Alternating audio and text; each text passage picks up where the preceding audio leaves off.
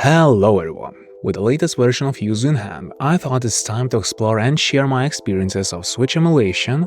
Spoiler alert, not all of them are pleasant. Before we jump into the games, let's talk hardware and software. I'm testing on REDMAGIC 9 Pro with a 16GB of RAM paired with the Yuzu version 244. Breath of the Wild runs like a dream, delivering more than 30 frames per second, even in GPU-heavy areas. Smooth gameplay all around, and without a screen recorder, I'd be seeing even higher FPS.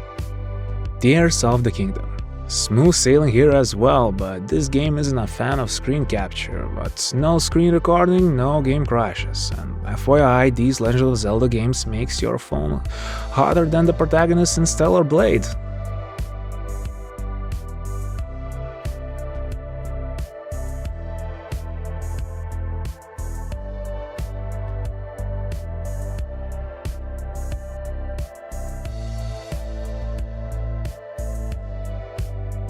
Moving on to Mortal Kombat 1, this game does not run smoothly. There are loads of visual artifacts, it doesn't matter which GPU driver I use, the game runs poorly.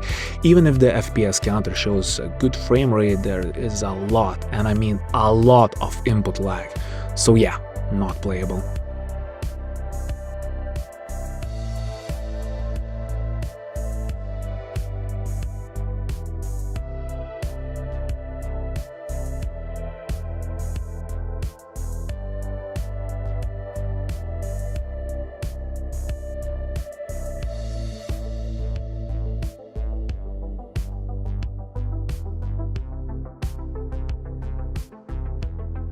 Now, Assassin's Creed 4 Black Flag, one of my favorite Assassin's Creed games of all time, but alas, the game is unplayable. Even though FPS is very playable, the game crashes almost instantly.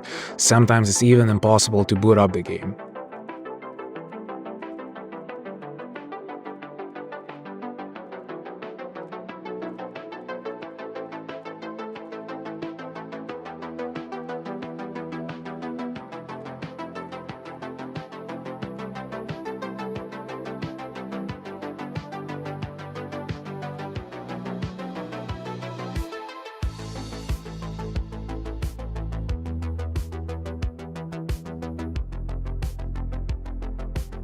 Next up is Astral Chain, and even with the newer versions of Yuzu, FPS stays at playable numbers. Sadly, only on older versions of Yuzu you can enjoy this game with more normal frame rates.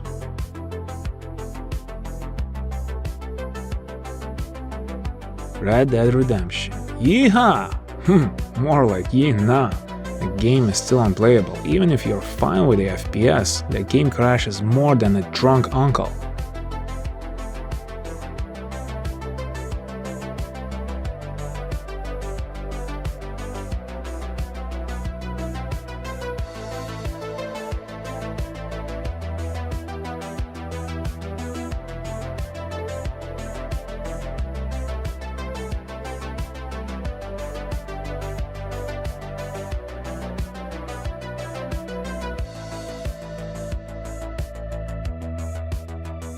Beyonetta 2.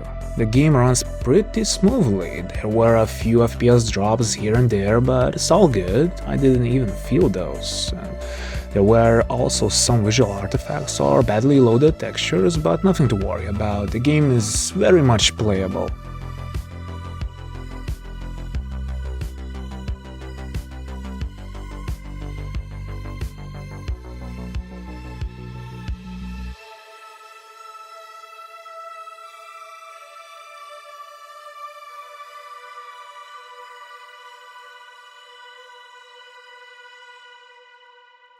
Batman Arkham City.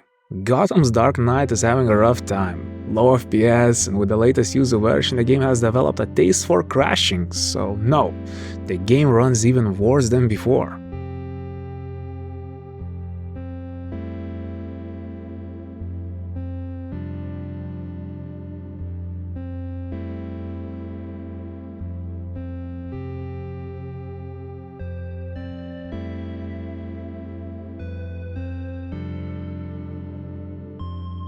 Pokemon Legends Arceus. The game runs smoothly with a constant 30 frames per second. But there is something not right here. just can't put my finger on it. Yeah, no matter which GPU driver I use, this nonsense still exists.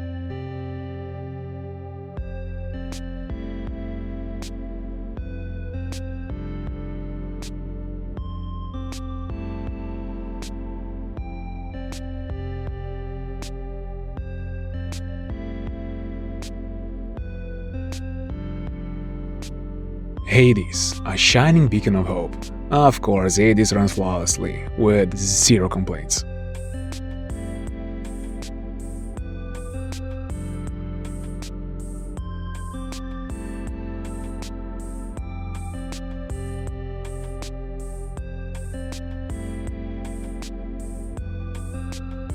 Well, some games just purely hate screen capture and refuse to run with it enabled. For example, Hogwarts Legacy. But the screen capture is not the worst problem with this one. Textures fail to load or loads poorly, though the frame rate is very playable.